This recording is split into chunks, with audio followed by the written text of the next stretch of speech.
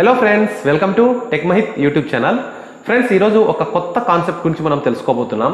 So బేసిక్గా ఎప్పుడైనా Flipkart లేదా అమెజాన్ లేకుంటే ఇంకా వేరే ఏదైనా ఒక షాపింగ్ వెబ్సైట్లో అప్పుడప్పుడు ఆఫర్ సేల్స్ నడుస్తుంటాయి. సో ఆఫర్ సేల్స్ అనగానే మనకు ఎక్కువ డిస్కౌంట్ ఉంటుంది ప్రోడక్ట్స్ మీద, లైక్ మొబైల్స్ కావచ్చు, గ్యాడ్జెట్స్ కావచ్చు, ల్యాప్టాప్స్ కావచ్చు, టీవీజన్స్ కావచ్చు, ఏవైనా కావచ్చు. సో అలాంటప్పుడు మనకు వాటితో పాటు మరొక ఆఫర్ కూడా ఉంటుంది, అదే ఎక్స్చేంజ్ ఆఫర్. సో చూడండి, ఎగ్జాంపుల్గా మీరు ఏదైనా ఒక మొబైల్ కొనాలనుకుంటున్నారు అండ్ దాంతోపాటు వాళ్ళు ఏదైనా ఒక ఎక్స్చేంజ్ ఆఫర్ ఇచ్చినప్పుడు మీ దగ్గర ఉన్న ఓల్డ్ మొబైల్ని ఎక్స్చేంజ్ చేసుకొని ఆ యొక్క ఒరిజినల్ ప్రైస్లో మరికొంత డిస్కౌంట్ని అయితే మీరు పొందొచ్చు అనమాట. సో ఈ విధంగా చాలామంది వాళ్ళ దగ్గర ఉన్న ఓల్డ్ మొబైల్స్ని ఎక్స్చేంజ్ చేసుకుంటున్నారు అండ్ మంచి డిస్కౌంట్తో పాటు వాళ్ళు కోలుకున్న మొబైల్ని కొనుక్కోగలుగుతున్నారు.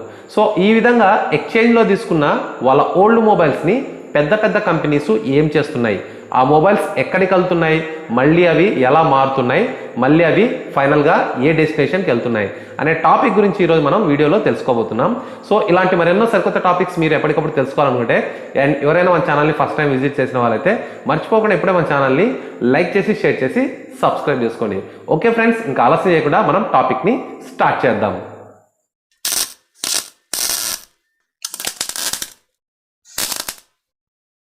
సో ఫ్రెండ్స్, ముందుగా మీకు నచ్చిన మొబైల్ని ఎక్స్చేంజ్ ఆఫర్లో ఆర్డర్ని ప్లేస్ చేసిన తర్వాత సో వాళ్ళు చెప్పిన డేట్ ప్రకారంగా మీ ఇంటికి మొబైల్ అయితే వచ్చేస్తుంది. వచ్చిన తర్వాత ఆ యొక్క బిల్లులోనే ఆ యొక్క బాయ్కి అయితే మెన్షన్ చేసి ఉంటుంది మీకు మొబైల్ ఇచ్చి అండ్ మీ దగ్గర ఉన్న ఓల్డ్ డివైస్ని పికప్ చేసుకోవాలనేసి. సో పికప్ చేసుకునేటప్పుడే మీరు ఏ విధంగా కండిషన్ ఉందని చెప్పారో ఆ యొక్క కండిషన్స్ అన్ని కూడా వాళ్ళు చెక్ చేస్తారు. మొబైల్ని హార్డ్వేర్ పరంగానంటే ఫిజికల్ ఓవర్వ్యూ చూస్తారు, రెండోది మొబైల్ పని చేస్తుందో లేదో చూస్తారు, అండ్ బటన్స్ అన్ని కూడా, కీస్ అన్ని కూడా చెక్ చేస్తారు. చెక్ చేసిన తర్వాత మాత్రమే వాళ్ళు ఆ యొక్క మొబైల్ని రిటర్న్ తీసుకొని మీకు రావాల్సిన మొబైల్ని మీకు ఇచ్చేసి వాళ్ళు తీసుకెళ్ళిపోతారు. సో వన్స్ వాళ్ళ దగ్గర నుంచి ఆ యొక్క మొబైల్ తీసుకున్న తర్వాత నేరుగా వాళ్ళ యొక్క హెడ్ ఆఫీస్ ఏదైతే ఉంటుందో ఆ డిస్ట్రిక్ట్ వైజ్గా అక్కడికి తీసుకెళ్తారు. అక్కడికి తీసుకెళ్ళిన తర్వాత ఎవరైతే మీకు రీసెల్లర్ ఆఫర్ చేసింటారో ఎక్స్చేంజ్ ఆఫరు, సో ఆ యొక్క రీసెల్లర్కి వాళ్ళు అదే నైట్ కొరియర్ ద్వారా, అంటే అది వాళ్ళ లారీ కావచ్చు, లేకుంటే ట్రక్ కావచ్చు, వ్యాన్ కావచ్చు, ఏదైనా సరే, సో త్రూ వాళ్ళ ద్వారానే ఆ యొక్క ఓల్డ్ డివైసెస్ ఏవైతే ఆ రోజు వచ్చాయో ఆ డిస్ట్రిక్ట్ నుంచి అవన్నీ కూడా అదే నైట్కి షిఫ్ట్ చేయబడతాయి అనమాట. సో ఇవన్నీ ముందుగా ఎక్కడికి వెళ్తాయంటే చూడండి, మీకు ఎవరైతే ఒక మొబైల్ని సెల్ చేశారో, అంటే మీకు డైరెక్ట్ ఫ్లిప్కార్ట్ అంటే ఫ్లిప్కార్ట్ నుంచి రాదు, అది ఫ్లిప్కార్ట్ తరఫున కొంతమంది సెల్లర్స్ అనేది మీకు సెండ్ చేసి ఉంటారు. అది హైదరాబాద్ నుంచి కావచ్చు, మెడ్రాస్ నుంచి కావచ్చు, లేకుంటే ముంబై నుంచి కావచ్చు, లేకుంటే బెంగళూరు నుంచి కావచ్చు, ఇట్లా మీకు దగ్గరలో ఉన్న మెయిన్ సిటీస్, మేజర్ సిటీస్ ఏవైతే ఉంటాయో వాటి నుంచి వస్తుంటాయి అన్నమాట. అయితే ఆ యొక్క సెల్లర్ ఎవరైతే ఉన్నారో మీకు పంపించిన వాళ్ళ అడ్రస్కి వెళ్తుంది ఈ ఓల్డ్ డివైస్. సో ఈ యొక్క ఓల్డ్ డివైస్ అన్ని కూడా వాళ్ళ దగ్గర చేరిన తర్వాత వీళ్ళు ఏం చేస్తారంటే, సో ఈ వీళ్ళన్నింటికి కలిపి ఒక పెద్ద ప్లాంట్ అనేది ఉంటుందన్నమాట. అంటే ప్లాంట్ లాంటిది ఉంటుంది. అక్కడ hardware test, software test and physical overview ఇవన్నీ కూడా అక్కడ టెస్ట్లు అయితే చేయబడతాయి అనమాట. అంటే ప్యాకింగ్ సెక్షన్ ఇవన్నీ కూడా అక్కడే ఉంటాయి ఓవరాల్గా.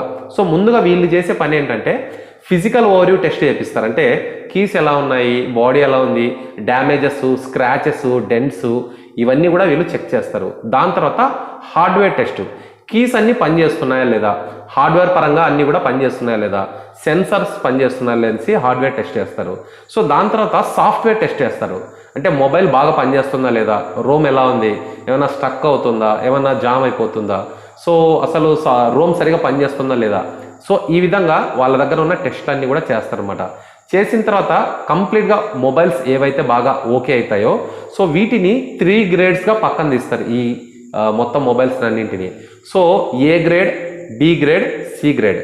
సో ఇప్పుడు ఈ 3 గ్రేడ్స్ని వీళ్ళు ఎక్కడికెక్కడ షిఫ్ట్ చేస్తారో చూద్దాం. సో ముందుగా చూసుకుంటే ఇందులో మనకు కంపెనీస్ ఎక్కువగా మీరు ఫ్లిప్కార్ట్ చూసుకుంటే ఫ్లిప్కార్ట్లో మీకు టూ గుడ్ అనే ఒక కంపెనీ ఉంటుంది. మీరు ఫ్లిప్కార్ట్ ఓపెన్ చేసినప్పుడు టూ గుడ్ అనే ఒక కంపెనీ ద్వారా మీరు మీ యొక్క మొబైల్స్ని సేల్ చేయొచ్చు, లేదా సెకండ్స్లో వాళ్ళ దగ్గర పర్చేస్ కూడా చేయొచ్చు. సో ఫ్లిప్కార్ట్ వాళ్ళైతే టూ గుడ్ వాళ్ళకు ఆఫర్ చేస్తారు. సో మా దగ్గర నుంచి ఈ మొబైల్స్ అయితే ఉన్నాయి, సో మీకు వాల్యుబుల్ ప్రైస్ ఏదో మీరు చెప్పి తీసుకోవచ్చు అనేసి వాళ్ళకు ఈ యొక్క 3 గ్రేడ్స్ని ప్రొవైడ్ చేస్తారు. వాటిలో వాళ్ళకి ఏవేవి ఇష్టమో అవి తీసుకొనేసి ఆ యొక్క ప్రైస్ అనేది మ్యూచువల్ అండర్స్టాండింగ్ కిందకి తీసేసుకుంటారు అనమాట. ఎవ్వరు కూడా లాస్కి అయితే బిజినెస్ చేయరు.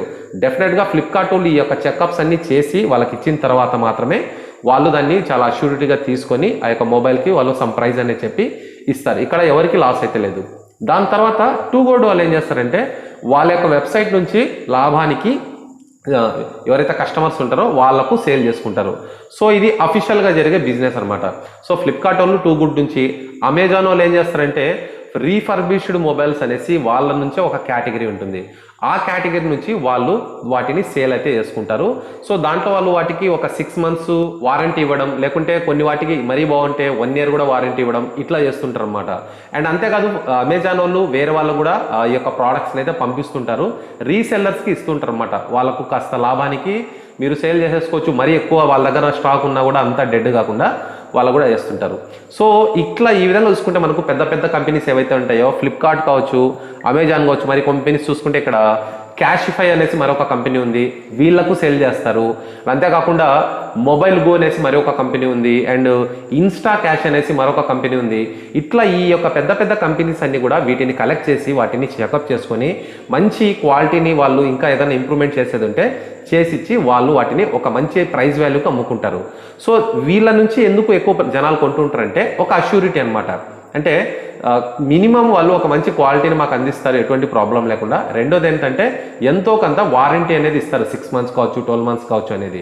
సో దీని మీద ఎక్కువగా డిపెండ్ అయ్యే జనాలు ఇంట్రెస్ట్గా నమ్మకంతో కాస్త తక్కువ ప్రైస్ వస్తాయని కొంటుంటారు. సో బయట కూడా మనకు దొరుకుతాయి, OLXలో దొరుకుతాయి, లేకుంటే ఇంకా వేరే వేరే దొరుకుతాయి. కానీ OLXలో మనకు మ్యాక్సిమం 100కి 100% నమ్మకమైన ప్రోడక్ట్స్ వస్తాయంటే చెప్పలేం. మనకు త్రూ పర్సన్ టు పర్సన్ కదా, కానీ ఇక్కడ మనకు ఒక కంపెనీ టు పర్సన్ కాబట్టి ఇక్కడ ఎంతో కొంత మనం నమ్మొచ్చు అనమాట. అండ్ దాని తర్వాత ఈ కంపెనీసే కాకుండా ఇంకా కొన్ని B grade, C grade models అన్ని కూడా ఎక్కడికి వెళ్తాయి చూద్దాం. సో ఇక్కడ ఏ గ్రేడ్ ఏవైతే ఉంటాయో పెద్ద పెద్ద కంపెనీస్ అన్ని కూడా పంచుకుంటాయి అనమాట. నెక్స్ట్ BC కిందికి వస్తే వీటిని రీసెల్లర్స్కి ఇచ్చేస్తారు. అంటే ఈ రీసెల్లర్స్ ఎక్కడి నుంచి వస్తారంటే చూడండి, ఇప్పుడు ఫర్ ఎగ్జాంపుల్ హైదరాబాద్ అనుకోండి, హైదరాబాద్లో ఎవరైతే పెద్ద మొత్తం మీద ఎక్కువగా స్టాక్ని వేరే వేరే డిస్ట్రిక్ట్ వైజ్గా వాళ్ళు సబ్మిట్ చేస్తుంటారో అలాంటి ఒక పెద్ద పర్సన్స్కి ఒక 2-3 గ్రూప్స్ ఉంటారు అనమాట. వాళ్ళను ఇన్వైట్ చేస్తారు. ఇన్వైట్ చేసిన తర్వాత వీళ్ళ దగ్గర ఉన్న ఎక్కువ మొత్తం మీద ఈ B మరియు C ఈ స్టాక్ అంతా కూడా ఒక వేలం పాటలాగా చెప్తారనమాట. సో ఇంత మెటీరియల్ ఉంది, మీరు ఎంత కొంటారు. సో వీళ్ళ వాల్యూ అని మినిమం వాల్యూ చెప్పేస్తారు వాళ్ళకి లాస్ లేకుండా. ఆ మినిమం వాల్యూ పైన అక్కడ మీకు పాట అనేది జరుగుతుంది, అంటే వేలం పాటలాగా పాడతారు. సో దాంట్లో ఎవరెవరైతే పెద్ద పెద్ద రీసెల్లర్స్ వస్తారో వాళ్ళు వేలం పాటలో ఆ యొక్క మొబైల్స్ అన్ని కొనుక్కుంటారు. ఒక్కొక్కటి వాల్యూ వేసి కొనుక్కోరు, మొత్తం వేలం పాటలో కొనుక్కుంటారు అనమాట. వాళ్ళకు 1-2 అక్కడ ఏం పెద్ద విషయం ఏం కాదు. సో ఈ విధంగా ఎవరైతే వేలం పాటలో ఆ యొక్క డివైసెస్ అన్ని కూడా తీసేసుకుంటారో అవన్నీ కూడా వాళ్ళు పికప్ చేసుకునేసి డిస్ట్రిక్ట్ వైజ్గా వాళ్ళకు టచ్లో ఎవరైతే మెయిన్ సెల్లర్స్ ఉంటారో సపరేట్గా వాళ్ళకు కాంటాక్ట్ చేసి వాళ్ళని ఇన్వైట్ చేసుకుంటారు. ఇన్వైట్ చేసుకుని వాళ్ళకు ఒక్కొక్క డివైస్ని ఒక్కొక్క ప్రైస్గా వాళ్ళు ఒక మ్యూచువల్ అండర్స్టాండింగ్ కిందకి వచ్చేసి సేల్ చేసుకుంటారు అనమాట. సో చూడండి, హైదరాబాద్ అయితే మన ఎక్కువైతే ఎవరైతే మన తెలుగు రాష్ట్రాల నుంచి డిస్ట్రిక్ట్స్ అన్నీ కూడా ఉంటాయో వాళ్ళందరూ అక్కడి నుంచి తెచ్చుకుంటారు ఈ ప్రోడక్ట్స్. లేకుంటే ఇంకా వాళ్ళకు పరిచయాలు ఉంటే ఇట్స్ చెన్నై సైడ్ నుంచి తెచ్చుకోవచ్చు, లేకుంటే కర్ణాటక డిస్ట్రిక్ట్స్ చూసుకుంటే బెంగళూరు నుంచి వెళ్ళి వీళ్ళు తెచ్చుకుంటారు. సో ఇలా డిస్ట్రిక్ట్ వైజ్గా తెచ్చుకున్న ఎవరైతే మెయిన్ సెల్లర్ ఉంటారో ఆ డిస్ట్రిక్ట్ మొత్తానికి, ఈ మెయిన్ సెల్లర్ మళ్ళీ ఏం చేస్తాడంటే, సో ఎవరైతే ఎక్కువ మొబైల్ పాయింట్స్, మొబైల్ షాప్స్ నడుపుతుంటారో వాళ్ళల్లో ఎక్కువగా సెకండ్ హ్యాండ్ సేల్స్ అయితే చేస్తుంటారు. అంటే మొబైల్స్ని తీసుకోవడం, మళ్ళీ వాళ్ళు వాళ్ళ దగ్గర ఉన్న మొబైల్స్ని సేల్ చేయడం. ఇలాంటి షాప్ వాళ్ళందరూ కూడా ఈ యొక్క డిస్ట్రిక్ట్ హెడ్ ఎవరైతే ఉంటారో ఈ రీసెల్లరు వాళ్ళ దగ్గరికి వెళ్ళేసి కొత్త మొబైల్స్ ఏమొచ్చాయనేసి వాళ్ళు కూడా ఆతృతగా వెళ్ళి వాళ్ళకు నచ్చిన డివైసెస్ని ఒక మ్యూచువల్ అండర్స్టాండింగ్ ప్రైస్తో వాళ్ళు అక్కడ తీసుకుంటారు అనమాట. సో వీళ్ళు ఎస్పెషల్లీ ఎందుకు ఎక్కువగా తీసుకుంటారంటే బిజినెస్ అనేది వీళ్ళకే ఎక్కువ ఉంటుంది డిస్ట్రిక్ట్లో లోకల్ వైజ్గా. సో ఈ విధంగా వీళ్ళు తీసుకున్న మొబైల్స్ అన్నింటినీ వీళ్ళు వాళ్ళ షాప్లో తీసుకెళ్ళి ఏవైనా చిన్న చేంజెస్ ఉంటాయంటే వీళ్ళ దగ్గర ఎట్లా రిపేర్ చేసే ఒక వ్యక్తి కూడా ఉంటాడనమాట. ఆ రిపేర్ చేసే వ్యక్తితో ఏదైనా చిన్న ప్రాబ్లమ్స్ ఉంటే ఆ ప్రాబ్లమ్ని కూడా వీళ్ళే సాల్వ్ చేసుకొని వాటికి ఒక మినిమం ప్రైస్ అనేది సెట్ చేసి షో కేసులో పెట్టేసి ఉంటారు. సో దాని ప్రైస్ అనేది ట్యాగ్ చేసి ఉంటారు. వాటికి బిల్ ఉండదు, బాక్స్ ఉండదు, ఛార్జర్ ఉండదు, ఏముండదు, కేవలం మొబైల్ మాత్రమే ఉంటుంది. సో 90% కేవలం మొబైల్ ఉంటుంది. ఏవైనా లోకల్గా ఎవరైనా తెచ్చిస్తే వాళ్ళ నుంచి ఏవైనా బిల్లు అడిషనల్ థింగ్స్ ఉంటే అవి పెడతారు. సో ఫైనల్గా ఏంటంటే మన దగ్గర నుంచి తీసుకున్న సెకండ్ హ్యాండ్ మొబైల్స్ని మళ్ళీ అవి క్షేత్రస్థాయికి వెళ్ళి అక్కడి నుంచి మళ్ళీ అవి ఒక్కొక్క పార్ట్గా ఒక్కొక్క ప్లేసెస్లో విడదీసుకుంటూ కంప్లీట్గా మళ్ళీ అవి మన లొకేషన్స్కే వస్తున్నాయి. అవి ఎట్లా అంటే ఒక బ్లాక్ మనీ అనేది వైట్ మనీగా మారినట్టు మన దగ్గర నుంచి వెళ్ళిన మొబైల్స్ మళ్ళీ ఒక ఫ్రెష్ ఎనర్జీతో, ఒక అష్యూరిటీతో మన దగ్గరికి వస్తాయి అన్నట్టు అనమాట. సో ఇన్ని విధాలుగా ఒక సెకండ్ హ్యాండ్ డివైసెస్తో మళ్ళీ ఎక్కడ కూడా లాస్ లేకుండా అందరూ లాభాలు పొందుతూ మనతోనే బిజినెస్ చేస్తున్నారు. సో టోటల్ చూసుకుంటే ఇది ఒక మొబైల్స్లోనే కాదు, కంప్లీట్గా మీకు అన్ని ఎలక్ట్రానిక్ డివైసెస్లో జరిగే ఫ్యాక్టర్స్ అన్నీ కూడా ఇలాగే ఉంటాయి. సో ఫ్రెండ్స్, ఈ టాపిక్ గురించి మీకు ఒక మంచి అవగాహన ఏర్పడిందని ఆశిస్తున్నాను. అండ్ ఇలాంటి మరి ఎన్నో సరికొత్త టాపిక్స్ మీకు ఎప్పటికప్పుడు కావాలి అనుకుంటే ఇప్పుడే మన ఛానల్ని లైక్ చేసి, షేర్ చేసి, సబ్స్క్రైబ్ చేసుకోండి. ఫ్రెండ్స్, ఇలాంటి మరి ఎన్నో సరికొత్త టాపిక్స్తో నేను త్వరలో మీ ముందు ఉంటాను. చూస్తూనే ఉండండి tech Mahit channel. And this is your Shiva signing off. Bye bye.